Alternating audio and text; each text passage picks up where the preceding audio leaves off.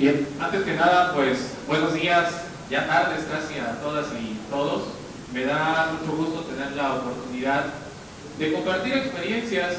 Realmente este tipo de espacios son precisamente para debatir, para intercambiar experiencias y sobre todo para darnos cuenta, como decía la doctora Sonia, que el conocimiento no es algo que se reduce solamente a lo que ya tenemos establecido en libros, por ejemplo, ¿no? Sin duda el conocimiento es algo que está en permanente construcción, es algo que está en permanente evolución, y a partir de eso, uno de los puntos fundamentales que tiene precisamente la investigación educativa, pues está centrado en la necesidad de reconocer que el conocimiento es algo que está en permanente construcción. Una de las grandes aportaciones, lo decía también la doctora Sonia, en términos, por ejemplo, de investigación educativa es el COMIE. Vale la pena recuperar mucho la experiencia de lo que se ha hecho en el COMIE y en función de eso darnos cuenta que en las entidades federativas hay todavía mucho por hacer. El caso del estado de Guerrero es sin duda un ejemplo claro de cómo este tipo de acciones pueden llegar a contribuir de manera importante a la mejora de las condiciones que históricamente ya conocemos se presentan como rezago. Entonces, eso como primer premisa me parece muy importante de señalar. Bien. Autoridades de la Secretaría de Educación Guerrero, distinguidos miembros del Padrón Estatal de Investigadores 2020-2023, profesores, investigadores y estudiantes, distinguidos invitados, amigas y amigos. En el lenguaje sugerente y evocador de los símbolos, la Secretaría de Educación Guerrero, a través de la Dirección General de Investigación Educativa, hace un par de meses tuvo a bien distinguirme con esta valiosa oportunidad de compartir con ustedes una experiencia basada en una trayectoria en el sistema educativo que, a diferencia de la doctora Sonia, que es mucho más amplia, la mía solamente llega ahorita a 16 años. Recibo y agradezco profundamente emocionado esta honrosa distinción. El ejercicio de la docencia en México vive transiciones difíciles, podemos decir que complejas. Las presiones demográficas, sociales, las exigencias políticas, las angustias presupuestales actualmente, los cambios culturales y educativos y sobre todo los retos en la economía nacional e internacional la abruman y la enfrentan a decisiones nada fáciles. A los docentes, como decía también la doctora Sonia, se les exige calidad, se nos exige actualizarnos, se nos exige ser eficientes, se nos exige preparar cuadros que requiere el mercado, a participar en los problemas sociales, a innovar en métodos didácticos y pedagógicos y actualmente en los procesos de reconocimiento. Hay que acreditarse y hay que evaluarse para aspirar a una posible mejora de condiciones. También actualmente se nos pide ser partícipes de la transformación de la sociedad del conocimiento, situando esta como el paradigma obligado del presente y del futuro. Lo anterior, desde la perspectiva de que si el conocimiento es y será cada vez más el eje vertebrador de una economía globalizada, corresponde a los sistemas educativos y quienes lo conformamos, como los docentes, a generar, proveer, distribuir este conocimiento indispensable. Muchas de ustedes, colegas y amigos, conocen mejor que yo lo que implican estos retos y sufrimos en carne propia sus consecuencias. Mi mensaje de hoy consistirá en plantear tres preocupaciones ante algunos inequívocos que tienen estos retos que acabo de mencionarles. Tres preocupaciones que surgen en el contexto de mi ámbito personal, que tengo de entender lo que significa la educación y lo que la docencia es desde una filosofía.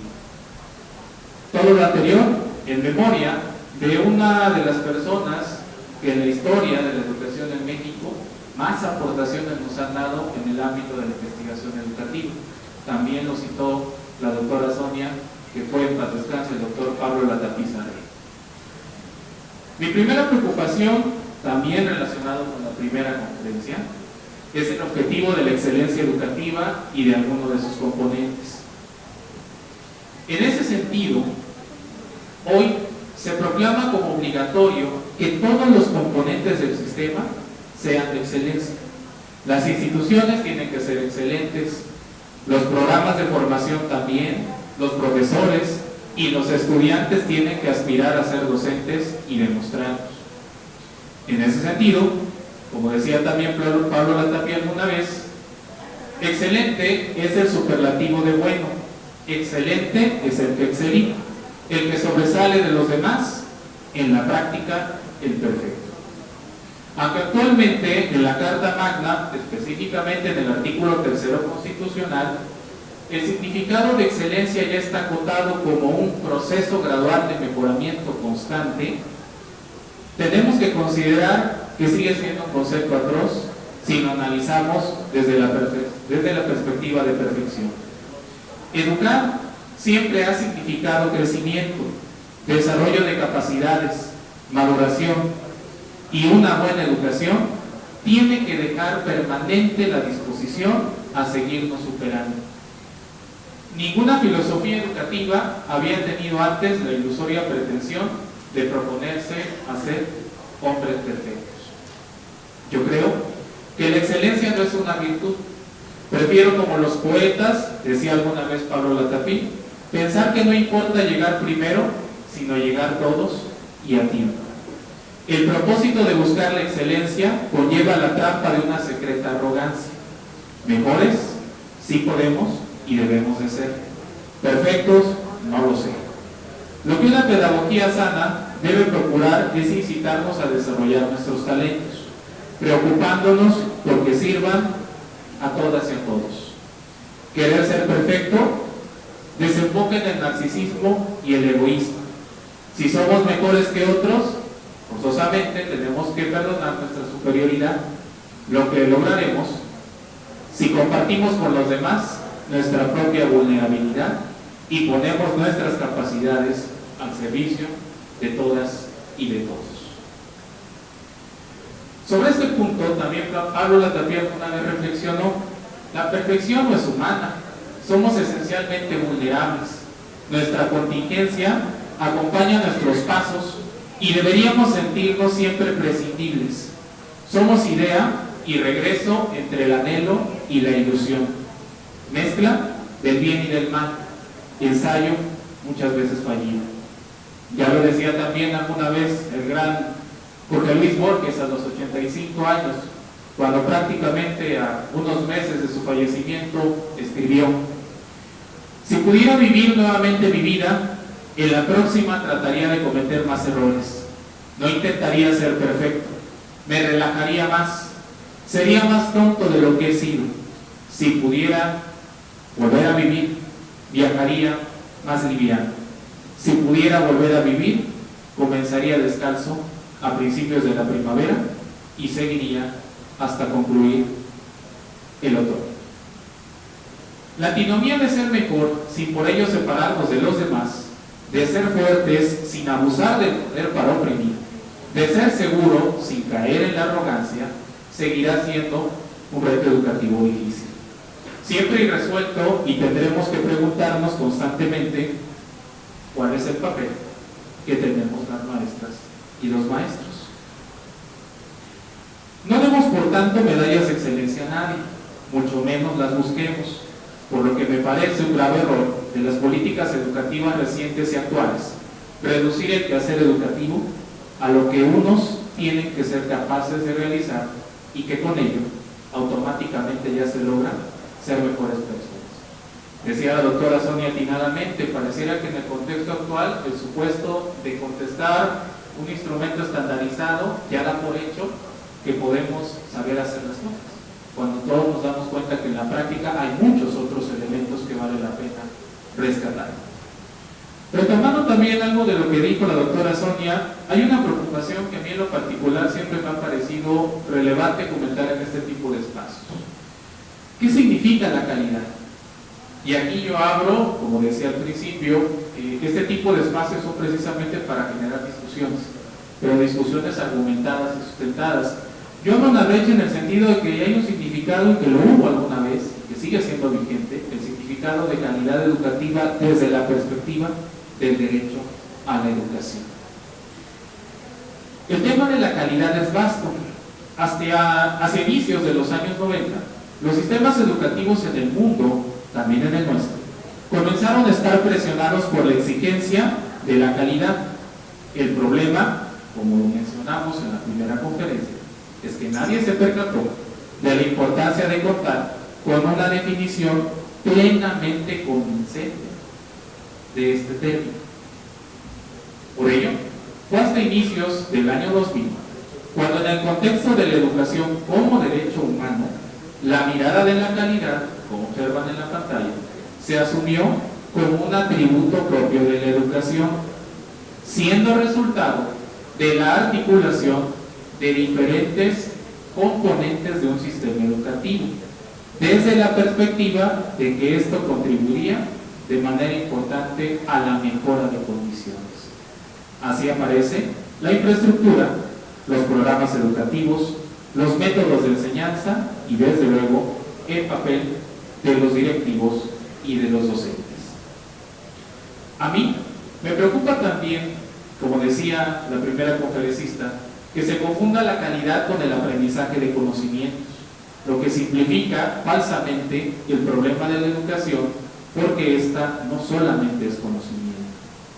También hay una preocupación constante por comparar escuelas e instituciones, cuando si algo nos enseñó la pandemia por COVID-19 es que las condiciones de estas instituciones y de sus integrantes son diametralmente distintas.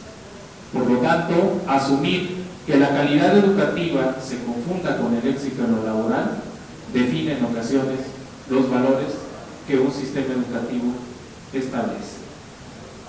Estoy cierto que la baja calidad tiene que ver con diferentes factores y también, como decía la primera conferencista, estoy totalmente de acuerdo en que para efectos de la macroplaneación tomemos en cuenta algunos indicadores clave.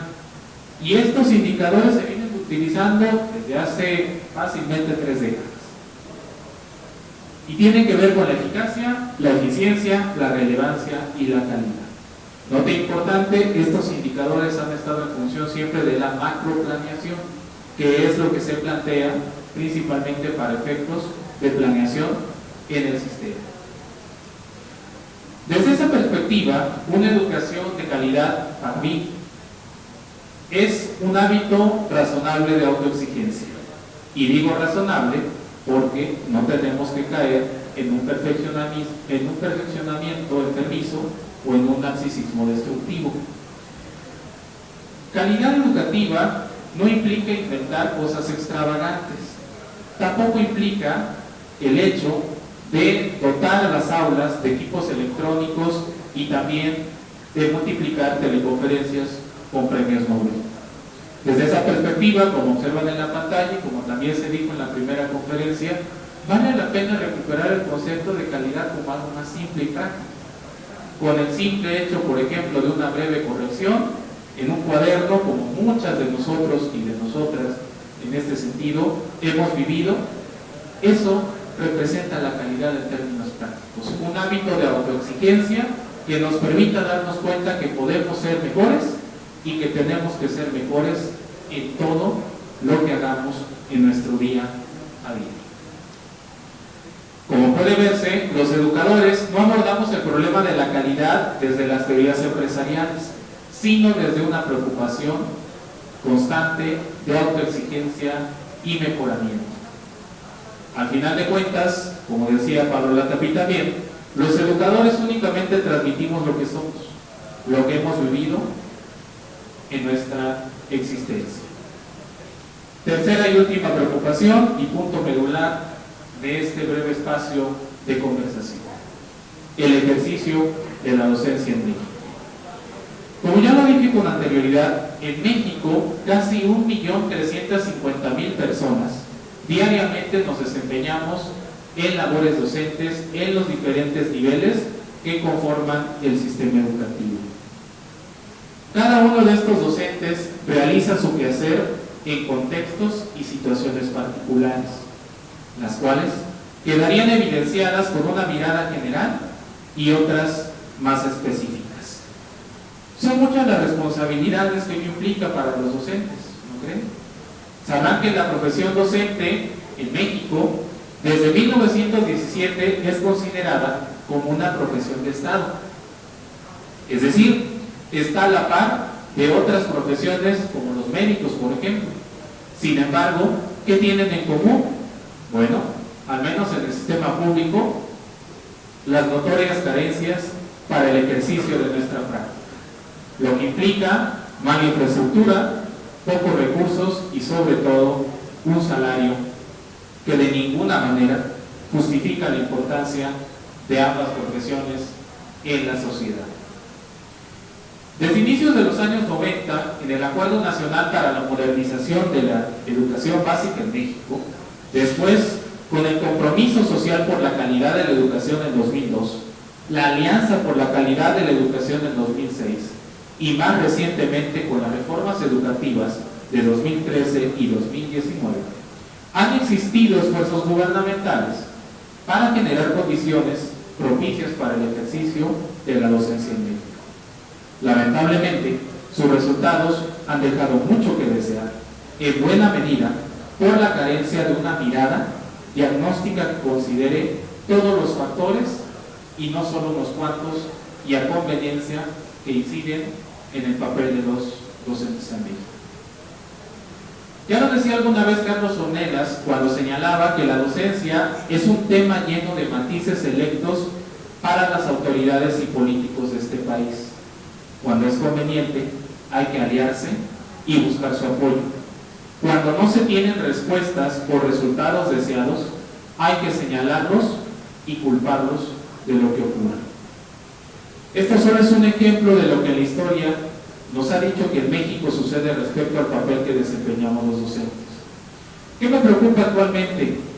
Bueno, quizás la mayor enseñanza de la pandemia fue evidenciar que el papel de los docentes no se limita solamente a ser transmisores del conocimiento. Somos mucho más que eso, y el COVID-19, con sus repercusiones, demostraron que somos los docentes los que de alguna manera contenemos muchas de las realidades y problemáticas a las que los estudiantes se enfrentan en sus entornos inmediatos. ¿Cuántos de los que estamos aquí presentes no tenemos una experiencia grata respecto a un estudiante que logramos apoyar y orientar? Familias que a través de nuestra guía encontraron una respuesta a un problema, o en su defecto, personas que gracias a nosotros se convirtieron en actores preponderantes de su entorno.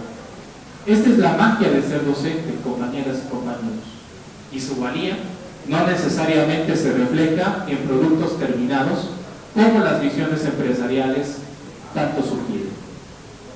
Esto último me lleva a un planteamiento casi final. ¿Estamos las docentes y los docentes en México revalorizados, como lo expresan quienes actualmente dirigen las políticas educativas en el sistema? Depende de la mirada y la perspectiva desde la cual abordemos este planteamiento. Sin embargo, considero que la mayoría de los aquí presentes coincidimos en señalar que falta mucho por hacer, por lo cual voy a citar algunos ejemplos concretos.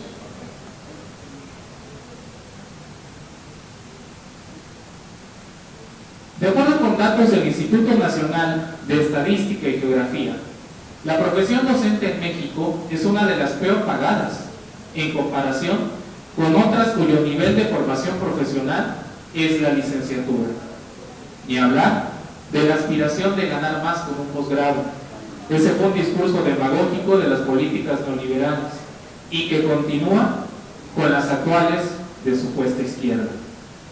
Lo anterior podemos reafirmarlo con el simple hecho de asomarnos a comparar los incrementos salariales anuales de los últimos 10 años, donde el promedio de 4.5% real de incremento sobre el salario base no se compara con las inflaciones anuales que se están acercando, como todas y todos sabemos, hoy en día casi al 8%. Es decir, Los aumentos desaparecen y ni siquiera alcanzan a compensar la inflación anual de la canasta y de los servicios básicos en la actualidad. Queremos hablar de formación continua, otro de los grandes discursos demagógicos de los últimos 30 años, donde se ha dicho hasta el cansancio que si aspiramos a docentes más preparados, es un hecho que se tienen que incrementar los procesos de formación continua, por lo que este gasto tendría que ser considerado más como una inversión. Bien, basta con revisar los datos de la Secretaría de Hacienda y Crédito Público para conocer que para el ejercicio fiscal 2023 se estará gastando en promedio 195 pesos por cada docente en sus procesos de formación continua. Y en el caso de formación inicial, escuelas normales y centros formadores de docentes, la tendencia a la baja del presupuesto anual se mantiene, llegando a tenerse un gasto mínimo histórico en este importante rubro. La pregunta clave es, ¿ahora qué hacemos ante esos escenarios?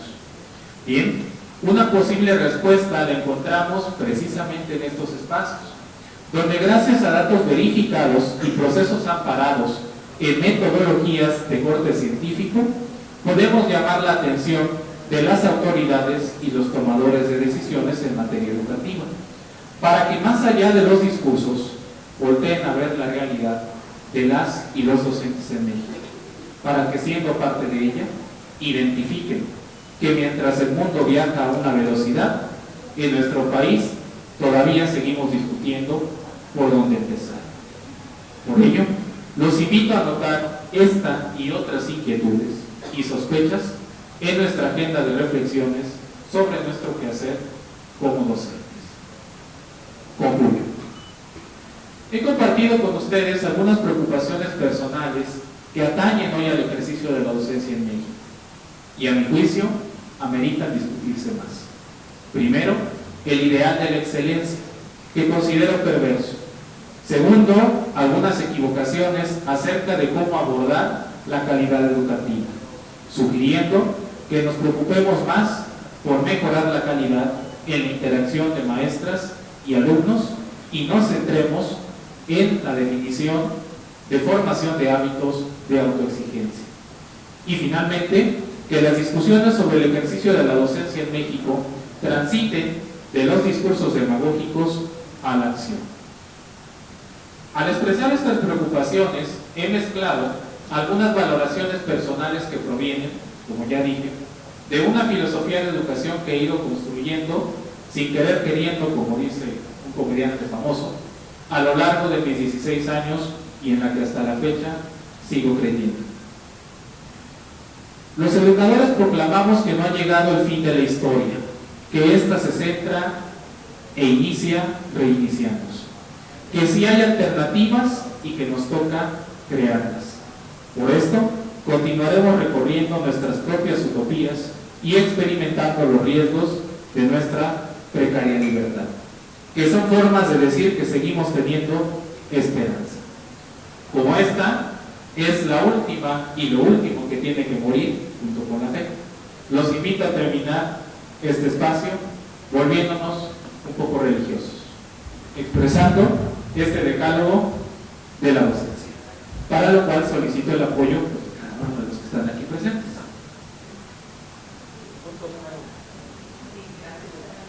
Decálogo de la docencia. Número 1. Amarás el objetivo de la docencia sobre todas las cosas. No pondrás tus intereses personales por encima de ella. 2. No fomentarás la docencia en vano.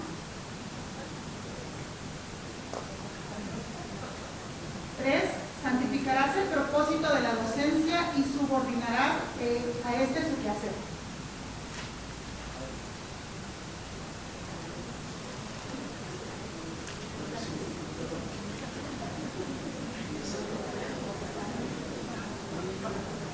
'Amarás a la docencia por encima de todas las cosas. Número 5. No fastidiarás a los docentes. 6. No dañarás a ningún docente. 7. 7, no divulgarás falsa información de la docencia ni ocultarás la verdadera. 8. No reducirás la docencia a orden, control y ejecución. 9. No desearás la didáctica ni la pedagogía de tu prójimo. Y 10. No hay que codiciar docencia ajena. Amén. Muchas gracias.